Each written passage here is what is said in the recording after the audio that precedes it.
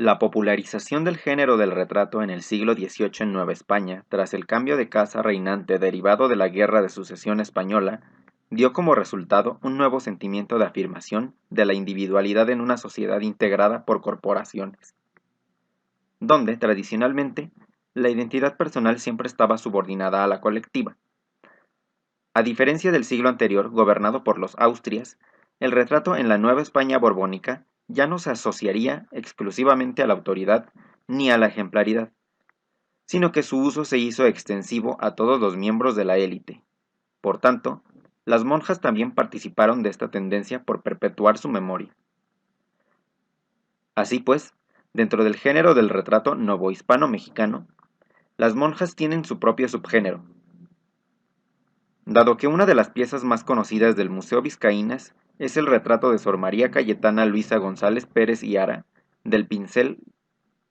de José de Alcíbar.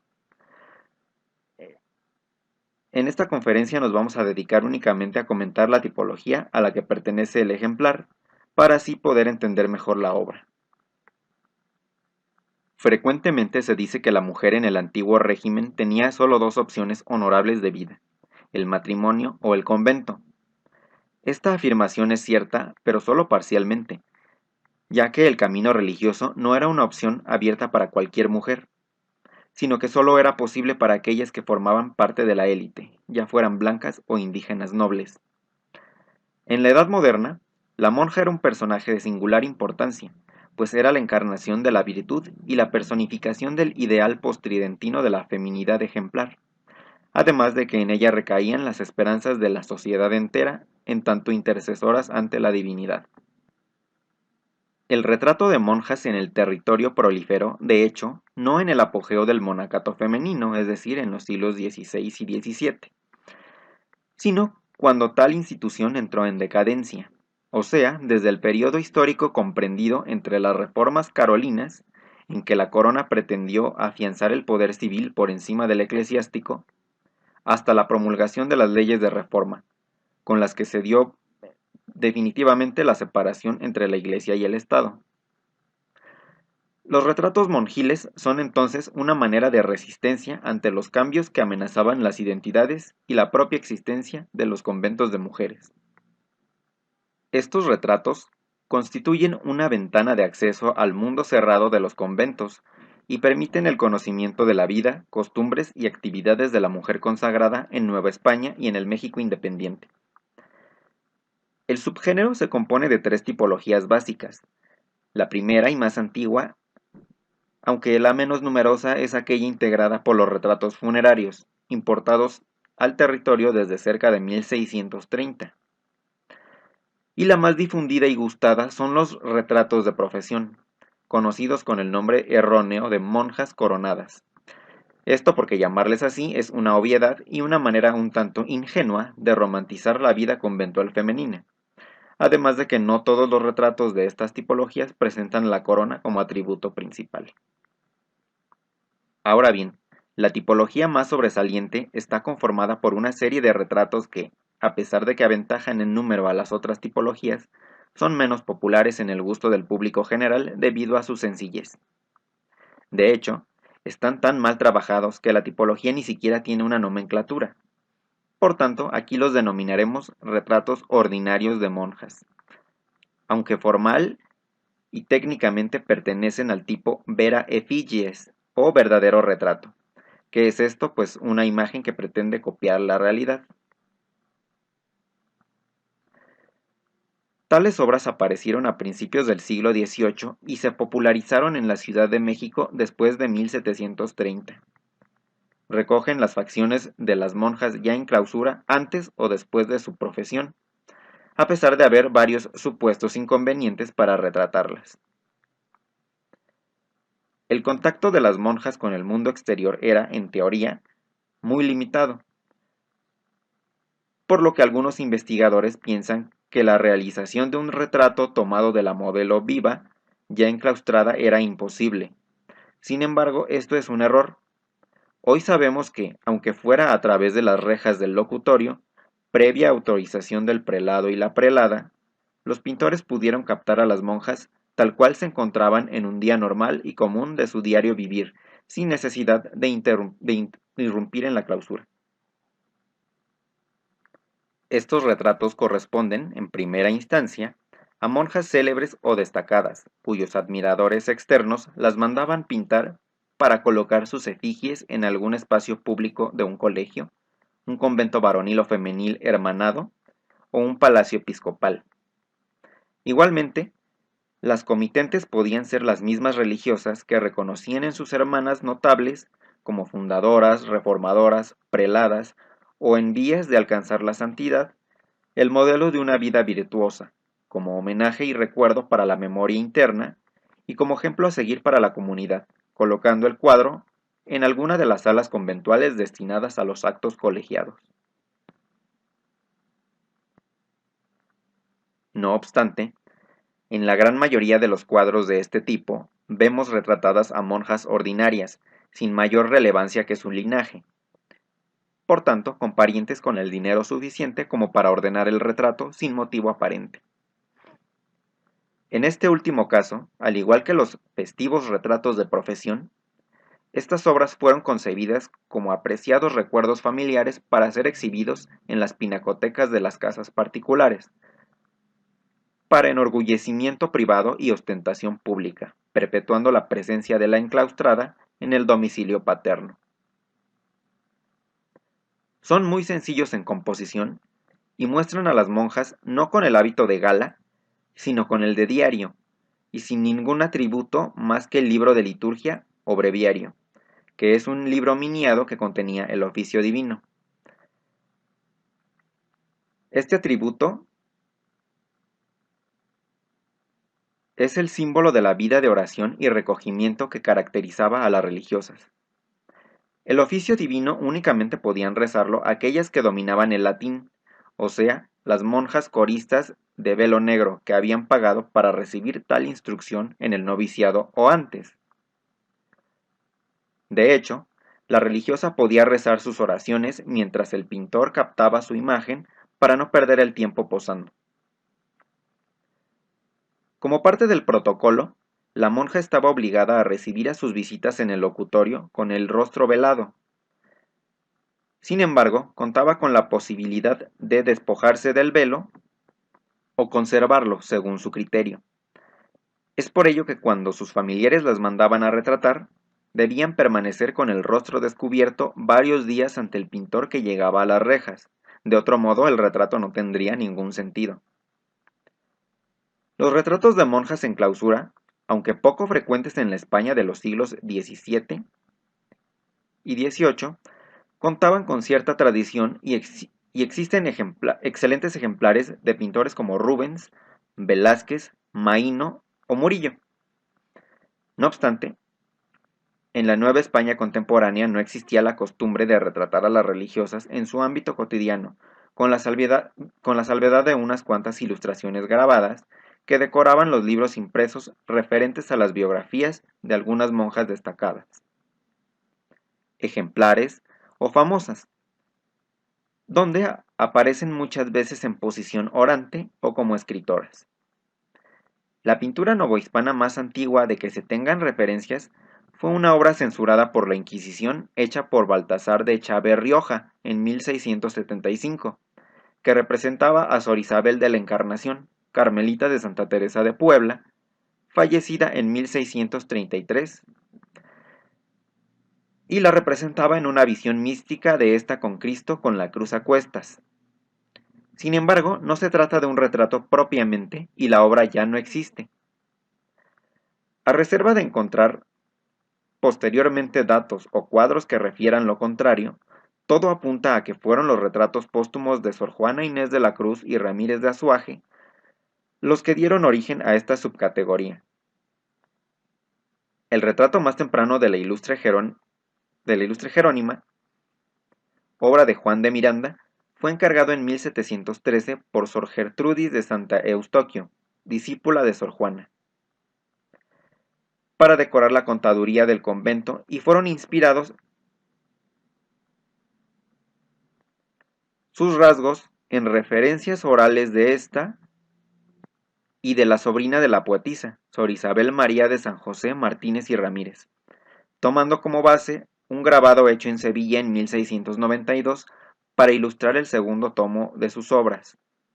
El retrato se puede considerar una especie de puente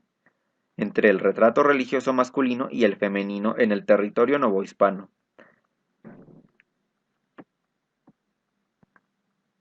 Esto porque vemos en el cuadro algunos elementos propios de los retratos de clérigos adaptados a un retrato monjil. La importancia de Sor Juana para la naciente identidad criolla y la necesidad que hubo de reproducir su efigie impactaron directamente en el género del retrato en Nueva España.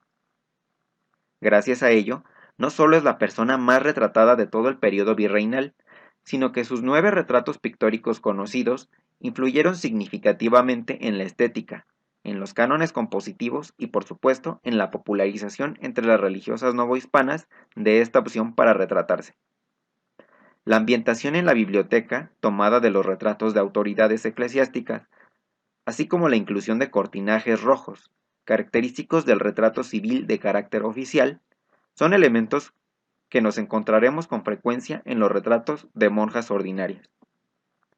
Las órdenes religiosas se regían por medio de reglas y constituciones, que eran medidas que disponían del tiempo de las monjas, organizando sus actividades cotidianas, y los 4 votos a los que se comprometían de por vida eran pobreza, obediencia, castidad y clausura perpetua. Únicamente las carmelitas juraban un 5.º voto, que consistía en abstenerse de beber chocolate. Estos juramentos estaban sancionados por la Iglesia y fueron comunes a todas las órdenes. Sin embargo, la vida conventual femenina en América no se puede generalizar, debido a que durante nuestro periodo de estudio, ni los conventos funcionaron de manera homogénea, ni las monjas se comportaron o fueron vistas por la sociedad de igual forma. Las diferencias entre ellas eran notorias, ya que eran distintas las reglas y los carismas de cada orden. Por un lado están las monjas descalzas o recoletas, que siempre constituyeron una selecta minoría y que se caracterizaban por una gran austeridad y observancia rigurosa del estado religioso. Y por el otro tenemos a las calzadas o de vida particular, más numerosas y con un concepto diferente de pobreza que incluía toda clase de privilegios, desde una celda a manera de apartamento hasta personal de servicio. Los verdaderos retratos de monjas calzadas no difieren mucho de los de descalzas, pues en general fueron tratadas con gran sobriedad, aunque hay algún ejemplar donde la modelo ha sido retratada con hábito de gala. En general son carentes del boato que caracterizaba a la subtipología de los retratos de profesión, donde aparecen con joyería, pasamanería y adornos florales excesivos que enfatizaban los contrastes entre las diferentes órdenes. La calidad de la indumentaria que permite la comparación entre los elegantes hábitos de las madres calzadas contra los modestos harapos de las recoletas, la mirada y la presencia o ausencia de escudos de pecho u hombro son los únicos elementos que a simple vista nos sugerirán diferencias en esta tipología. Con respecto al uso de los escudos en el pecho y en el hombro que las monjas calzadas novohispanas ostentaron en gran formato a partir de 1630, es importante hacer notar la gran influencia que tuvieron las concepcionistas sobre otras comunidades, pues si bien estas insignias fueron obligatorias entre las hijas de Beatriz de Silva, ya que su regla así lo manda, otras órdenes como jerónimas, dominicas, terciarias franciscanas e incluso la congregación masculina de los hermanos betlemitas adoptaron esta pieza de joyería devocional como parte de sus hábitos, a manera de distintivo. Asimismo, su uso no es únicamente ceremonial, pues fueron hechos con el fin de traerlos puestos diariamente. Cuando una religiosa profesaba, su familia debía comprar todo lo necesario para completar el ajuar que se enviaría al convento, todo por inventario, y cada prenda, tela, objeto, mueble o alimento aparecía acompañado de su costo. Cuando fallecía, otro inventario se hacía de sus bienes. Si bien los retratos dejaron registrada con minucia la vestimenta de las monjas, mediante los inventarios podemos tener una idea más completa sobre cómo se vestían. En el caso de las religiosas capuchinas, la ropa era de uso común, es decir, todas las prendas, incluyendo ropa interior, después de ser usadas debían lavarse y guardarse para ser tomadas por quien las necesitara después. Es decir, ninguna de estas religiosas era dueña ni de la ropa que usaban.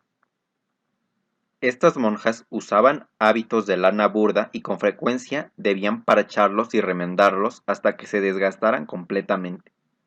No usaban ropa interior en la parte superior del cuerpo para que la lana les raspara la piel a manera de cilicio y como forma permanente de penitencia. El caso de las concepcionistas, dominicas y jerónimas era diferente, pues cada una podía poseer sus propias prendas y además les era permitido usar justillos, armadores o corsés, y la ropa interior era como la de cualquier mujer civil, incluyendo crinolinas para ahuecarlas en aguas interiores, las cuales eran de seda en color azul, rojo o verde, igual que las medias. Solo los reglamentos de las carmelitas y brigidinas estipulan claramente que la ropa interior debía ser toda en color blanco, y la regla de las agustinas recomiendan que estas prendas no fueran de lino. Las monjas calzadas nunca pasaron fríos ni calores, porque sus hábitos pudieron abrigarlas o aligerarlas con más o menos telas encima de distintos grosores y calidades. Los hábitos normalmente eran de casimir, un tejido de lana muy fino y de costo elevado, y llevaban forro de algodón. El calzado generalmente era de tacón alto con hebillas o agujetas. Aquellas obras que fueron ejecutadas en la Ciudad de México son los cuadros que más destacan en cantidad por ser la ciudad americana que más conventos de monjas albergaba, así como por su buena factura general, ya que al ser la capital concentraba a los mejores artistas. En cuanto a los autores, algunos retratos presentan la firma del pintor, aunque la gran mayoría son obras anónimas, pero esto no quiere decir que sean obras de calidad inferior a las firmadas. En ocasiones, los retratos anónimos superan a los firmados. Ello encuentra explicación en el hecho de que en aquella época realmente no interesaba tanto quién retratase a las religiosas, sino que la obra fuera una reproducción fidedigna. Aunque es cierto que en el retrato novohispano, en general, hubo una tendencia por falsear o idealizar los rostros de los sujetos representados, en los retratos monjiles se advierte un claro afán por individualizar a cada religiosa. Si bien no podemos decir que fueron retratos idénticos a las modelos, el deseo de perpetuar determinados rasgos físicos únicos a cada religiosa es evidente en estas obras. Entre aquellos pintores cuyas firmas quedaron estampadas en los verdaderos retratos de monjas, técnicamente más sobresalientes, podemos mencionar al agustino Fray Miguel Melchor de Herrera, cuya versión de la efigie de Sor Juana de 1732, así como otro par de obras de su autoría en que retrata a monjas concepcionistas en esta misma década, terminaron de sentar las bases para la representación pictórica de las monjas, es decir, de aquí en adelante, los retratos típicos de monjas habrán de repetir las composiciones de este pintor. Esto es posible notarlo en el retrato de Sor María Cayetana Luisa, donde, si bien la pose de la protagonista corresponde completamente a los cánones estéticos para la representación de las monjas capuchinas, el resto de la escena tiene una cierta influencia sorjuanina, en lo que respecta a la incorporación de la mesa con los libros y el grabado guadalupano en una esquina superior. Si bien José de Alcíbar destaca como pintor de retratos monjiles de profesión, sus retratos ordinarios de religiosas también son de gran calidad y originalidad, y ello se puede apreciar en la obra que posee el Museo Vizcaínas. Es de esperarse que en esta categoría descollara el pintor Miguel Cabrera como retratista de monjas, pues no solo inmortalizó a algunas de estas mujeres, sino que sus cuadros sintetizan todo un estilo de vida y son una puerta de acceso a aquel mundo cerrado de los conventos femeniles, con sus respectivas diferencias y variantes. De hecho, su soberbio retrato de Sor Juana Inés de la Cruz, encargado por el arzobispo Rubio y Salinas, se considera su obra mejor lograda, aunque sus retratos de Recoletas también son dignos representantes de esta tipología. En la coyuntura entre el final del siglo XVIII y el inicio del XIX, figuran los pintores Andrés de Islas, Andrés López y José María Vázquez, quienes, aunque hubieran producido pocos ejemplares, sus obras de esta temática son bastante buenas. A inicios de la etapa independiente, la miniaturista Francisca Salazar fue quien mejor captó en sus retratos el espíritu de la vida conventual femenina en esa convulsa etapa histórica. A partir de la época de la invasión norteamericana, los retratos pictóricos de monjas fueron cada vez más escasos y de una calidad muy inferior. Sin embargo, existen rarísimos ejemplares bien ejecutados, aunque observando composiciones de estética virreinal pasada de moda, firmados por pintores como Primitivo Miranda, en vísperas del estallido de la Guerra de Reforma. Los retratos de monjas destacadas como fundadoras o reformadoras siguen el mismo patrón compositivo que los retratos de monjas comunes. Pueden aparecer de medio cuerpo o en plano general. Los que no están directamente influenciados por la composición sorjuanina normalmente aparecen sobre fondos indefinidos de colores neutros. En algunas ocasiones, especialmente cuando la obra representa a una madre venerable o en proceso de beatificación, el tratamiento de las facciones y expresiones es bastante idealizado, ya que se trata de retratos hablados, realizados varios años después del fallecimiento de la retratada. La inspiración de los artistas, como en el caso de Sor Juana, eran fuentes orales o escritas, pero en muchas ocasiones, cuando se carecía de tales descripciones, se apoyaban en los cánones estéticos utilizados para la representación pictórica del santoral femenino. Cara ovalada, frente amplia, labios pequeños y bien dibujados, nariz delgada y recta, así como ojos de mirada arrobada y un tanto lacrimosa. Ahora bien, cabe señalar que en esta subcategoría de retratos monjiles se pueden incluir sin problema los retratos de terciarias, novicias y hermanas legas, pues son tan escasos que no es necesario catalogarlos en una subtipología propia, además de que la única diferencia que representan es propiamente el grado de profesión de la protagonista,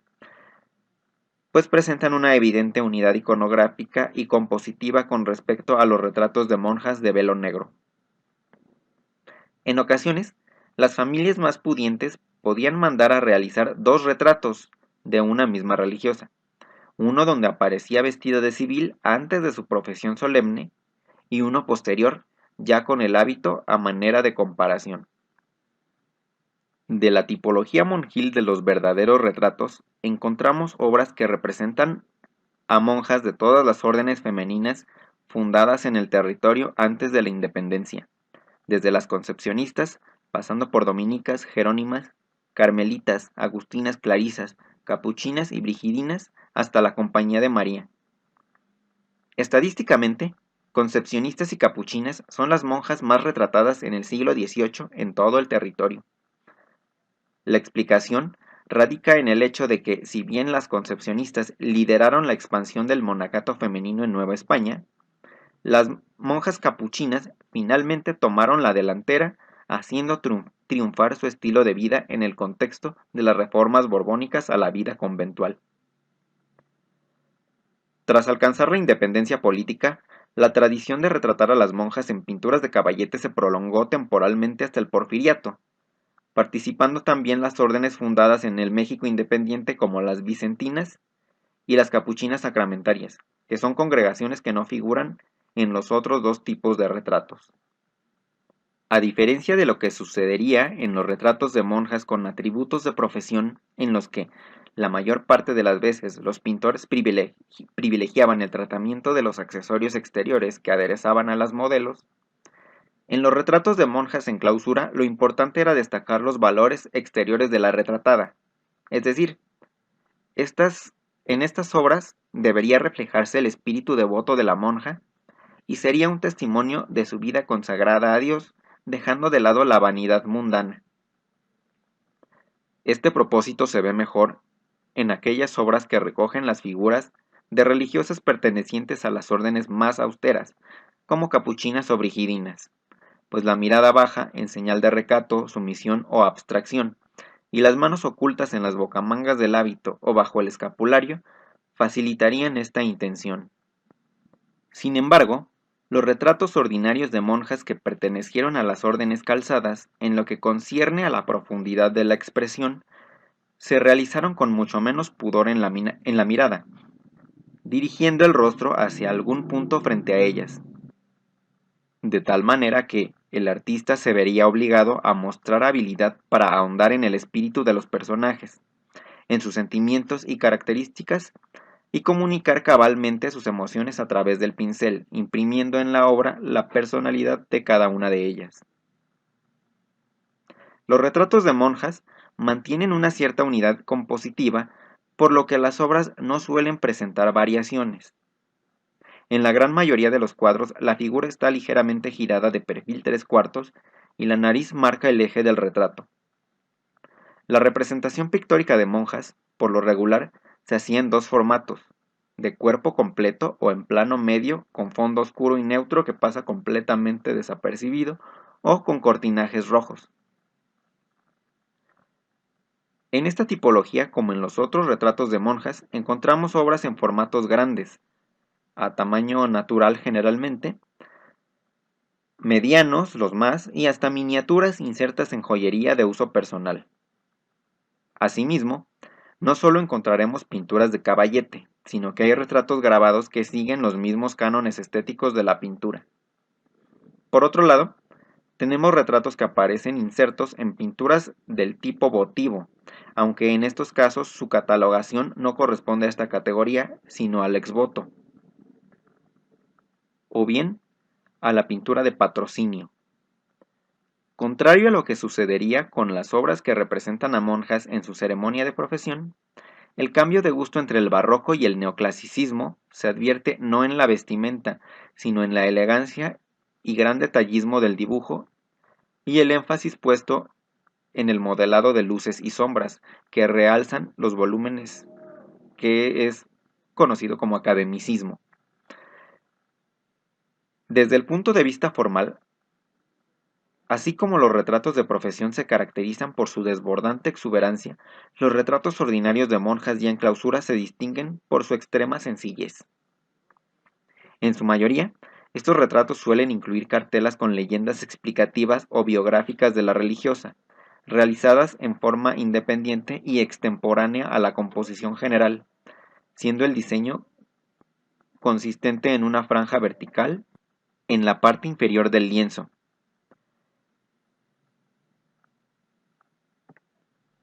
El formato predilecto en este tipo de obras, que también encontramos en numerosos retratos de personajes civiles y eclesiásticos. Sin embargo, también se pueden encontrar retratos de monjas en los cuales la cartela se incorpora a la composición en forma de medallón o se la ve a manera de espejo enmarcado o como una moldura o tarja de imitación arquitectónica de gusto neoclasicista. La calidad de estos retratos varía notablemente. Algunos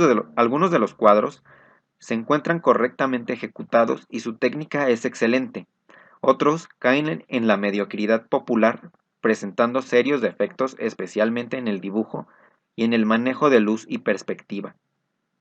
Si bien el retrato novohispano del siglo XVIII y el mexicano de inicios de la etapa independiente no se encuentra la perfección formal que persiguió el ideal académico, o la preocupación por captar la psicología del modelo que caracteriza al retrato de la escuela barroca neerlandesa,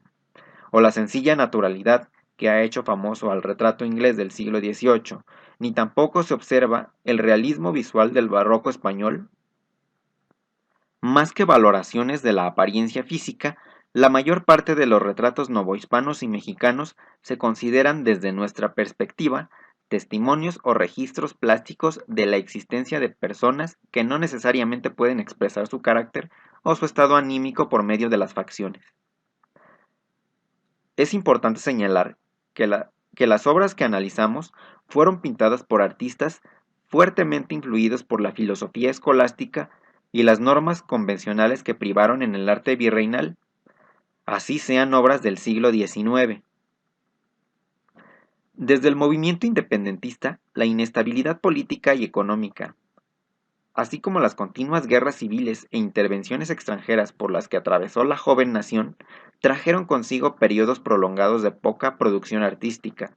y ello consta en las obras que estamos reseñando, que son pocas en comparación con las virreinales, aunque su producción nunca se interrumpió como sí sucede en los retratos funerarios, y además son carentes de un estilo propio y de rigor técnico, no obstante que la estética del México independiente pretendía una libertad creativa frente a los cánones europeos y del régimen anterior. Para cuando se proclamó el primer imperio mexicano, los maestros españoles y novohispanos ya habían muerto, y la Academia de San Carlos tuvo que cerrar debido a problemas financieros, aunque volvió a abrir durante la presidencia de Antonio López de Santa Anna, suponiendo este segundo impulso la introducción en México del romanticismo clasista. La mayoría de los retratos monjiles pintados entre la consumación de la independencia y el porfiriato son piezas de trazo ingenuo que se limitan a copiar o imitar las composiciones pictóricas del siglo anterior, de una mediocridad tal que actualmente en el mercado del arte antiguo su precio se devalúa frente a aquellos cuadros elaborados en el siglo XVIII. Esto porque, si bien en el periodo virreinal era costumbre que fuesen elaborados por los mejores maestros pintores, en el México independiente los retratos de monjas no suelen ser obras de pintores profesionales, pues la mayoría de ellos estaban inclinados a la ideología del liberalismo y por ello casi siempre son obras de pintores populares, producidas ya fuera en talleres de tradición gremial aún vigentes, o bien de pintores autodidactas o independientes del ámbito académico que se ciñen al gusto arcaico de los comitentes de la élite conservadora que seguían resistiendo al cambio político, sobre todo después del decreto de expulsión de los españoles en 1827. Asimismo, los comitentes serían la incipiente burguesía que necesitaba afirmarse socialmente y que por fin podían tener acceso a una representación plástica de sí misma, así como sus hijas tendrían la oportunidad de ser aceptadas en el monacato, cada vez más arruinado económicamente. A pesar de que sobrevivió al cambio de régimen político y se adaptó a los cambios de gusto artístico, la producción de retratos pictóricos de monjas tendió a desaparecer a partir de 1860, junto con el propio monacato tras las leyes de reforma,